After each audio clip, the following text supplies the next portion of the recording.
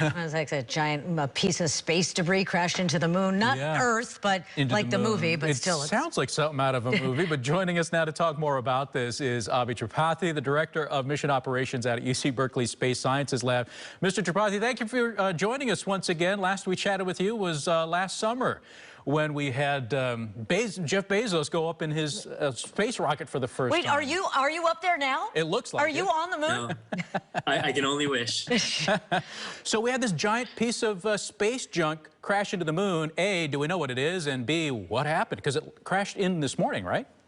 That's correct. According to calculations, it should have crashed into near a large crater called the Hertzsprung crater, which is on the far side of the moon, around 4:30 a.m. local time, probably at around 5,500 miles per hour. And if calculations are correct, we might someday there see a crater around 65 feet in diameter. So the event has occurred already. So this is a pretty big piece of space junk then. That's right. So to be very specific, this space junk is very likely the second or third stage of a rocket. About a month ago, there was a lot of press around the fact that amateur astronomers believe this, according to their calculations, to be most likely be a second stage of a Falcon 9 rocket, which launched a NASA science mission several years ago.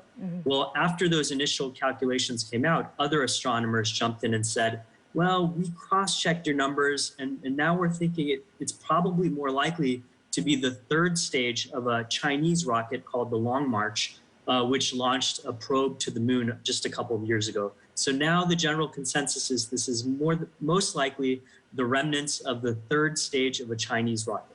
Okay, so the fact that there is space junk up there and it's crashing into the moon makes people nervous, like maybe the movie's true, right? Don't look up, maybe there's junk that's gonna hit Earth. Could that happen, and are we watching for that? No, so let me assure you a little bit. For all of these rocket launching nations or companies, their first job is to make sure that the junk does not end up hitting Earth, especially large junk.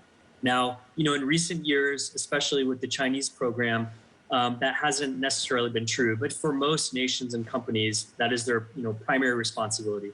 Secondly, they make sure that their junk doesn't hit other satellites. If you remember the movie Gravity, that whole movie got started when a piece of space junk hit another piece of space junk, sending shrapnel all over Earth's orbit. Right. So that's the second thing they avoid. Thirdly, at that point, if it's going to hit the moon, they don't care so much. It's not like they try to hit the moon, but nobody's on the moon, and there's no life on the moon, and there's unlikely to be any kind of life discovered on the moon. So they feel a lot less need to safeguard against crashing into the moon. So we have the Artemis program that's going to be launching, fairly soon, where we're going to be doing trips around the moon. We've got tourist trips that are now being booked for people that want to do a lap around the moon. Is this kind of space junk that's out there orbiting us and the moon, is that going to become more and more of a worry as we start heading out there once again? I believe there'll more than likely be international agreements about future type of space junk that's potentially going to impact the moon. I don't think, given the size of the moon, that this will be one of the immediate concerns of NASA or any other nations planning to go to the moon. I will actually make one point of comparison, though. For Mars, they're much more likely to look at current spacecraft that are launching to make sure there's no intercept possibility for Mars, because on Mars, someday we want to look for life on Mars. And so they're much more cautious about not putting debris on Mars than they are about putting debris on the moon. Right, But to your point, definitely, there will be talks about this as we get into the Artemis program. Yeah, okay. So just worry about earthquakes now, not space junk yet. Just at that. Okay. All right, thank you. That's right. I feel better. Mr. Tripathi, thank you so much for joining us once again. We have enough to worry about. Absolutely. All right. Bye-bye. Have a great day. We'll talk again soon. All right. All right. Were you tempted to just be like, whoa, what's over your shoulder? Like to him? Did you want to, whoa, watch out? Well, I'm excited because at some point, when the moon eventually turns around and the far side faces us, we'll be able to look with our satellites and see that impact point. That'd be kind of neat. So look for the follow-up story when that happens. Okay, so Don't Look Up wasn't a true story. Turns out. Now I know. Let's take a look at the weather and see what is coming down from the sky. Yeah, morning, John.